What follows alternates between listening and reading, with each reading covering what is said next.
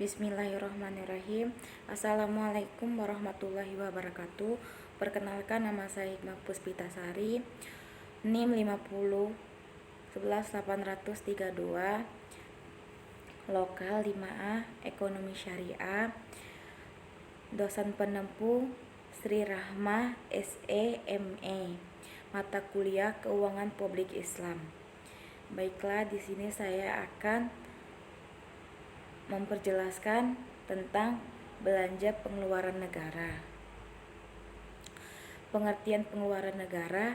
Pengeluaran negara merupakan pengeluaran untuk membiayai kegiatan-kegiatan pada suatu negara dalam rangka menjalankan fungsinya, mewujudkan kesejahteraan rakyat. Dalam menjalankan fungsi tersebut yang menggunakan SDE yang dimiliki hendaknya berpedoman pada prinsip-prinsip pokok pengeluaran negara. Selanjutnya, prinsip-prinsip pokok pengeluaran ada 7.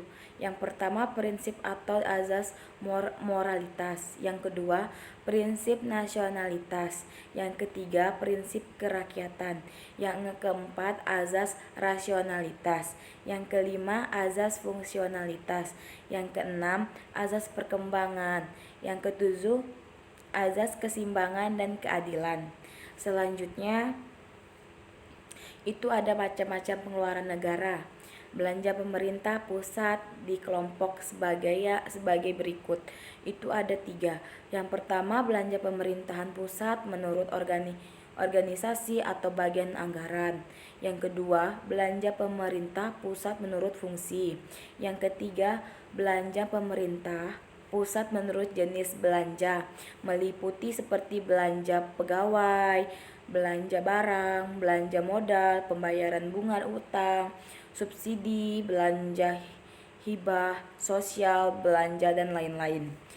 Menurut sifat belanja atau pengeluaran negara dapat dibedakan menjadi 2 macam. Yang pertama, pengeluaran yang bersifat eksekutif. Yang kedua, pengeluaran yang bersifat transfer. Selanjutnya, macam-macam pengeluaran daerah. Pengeluaran pemerintahan daerah terdiri atas pengeluaran belanja yang hasilnya ke daerah yang menjadi otoritasnya dan pembayarannya. Belanja terdiri atas 3 macam pengeluaran. Yang pertama, pengeluaran rutin. Yang kedua, belanja modal. Yang ketiga, belanja tidak terduga. Berikutnya, pengeluaran negara terhadap perekonomian.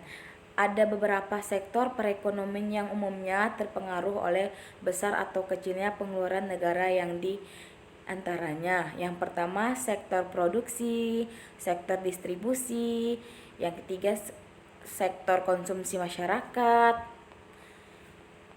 Selanjutnya, pengaruh pengeluaran negara terhadap sektor produksi. Pengeluaran negara secara langsung atau tidak langsung berpengalangsungan terhadap sektor produksi barang dan jasa.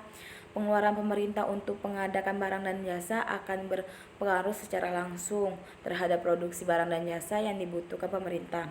Selanjutnya, pengaruh pengeluaran negara terhadap sektor distribusi.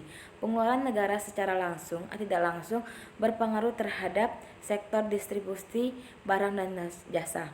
Berikutnya, pengeluaran negara terhadap sektor masyarakat. Pengeluaran negara secara langsung atau tidak langsung berpengaruh terhadap sektor konsumsi masyarakat atas barang dan jasanya. Yang selanjutnya, penyebab peningkatan pengeluaran negara itu sebab-sebabnya pengeluaran pemerintahan meningkat ada 4. Yang pertama, meningkatnya fungsi pertahanan, keamanan, dan ketertiban.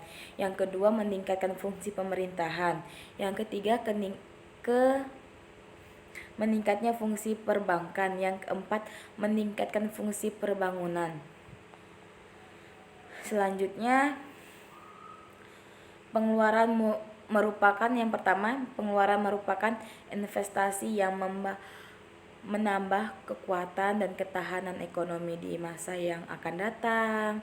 Yang kedua, pengeluaran langsung memberikan kesejahteraan dan kegembiraan bagi masyarakat. Yang ketiga, merupakan penghematan pengeluaran yang akan datang. Yang keempat, menyediakan kesempatan kerja lebih banyak dan penyebaran tenaga beli yang lebih luas lagi. Kewajiban pengeluaran negara. Kewajiban negara dalam rangka menjadi kelangsungan kedaulatan negara, pemerintah, dan meningkatkan kemakmuran masyarakat mencukupi, mempersiapkan, memelihara, dan melaksanakan keamanan negara. Selanjutnya, menyediakan dan memelihara fasilitas untuk kesejahteraan sosial dan perlindungan sosial seperti fakir miskin, jompo, yatim piatu, masyarakat miskin, pengangguran.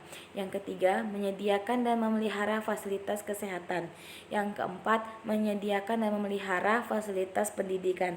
Sebagai konsekuensi pelaksanaan kewajiban, pemerintah perlu dana yang memadai, dianggarkan melalui APBN, APBD, dan pada saatnya harus diluarkan melalui kas negara atau kas daerah.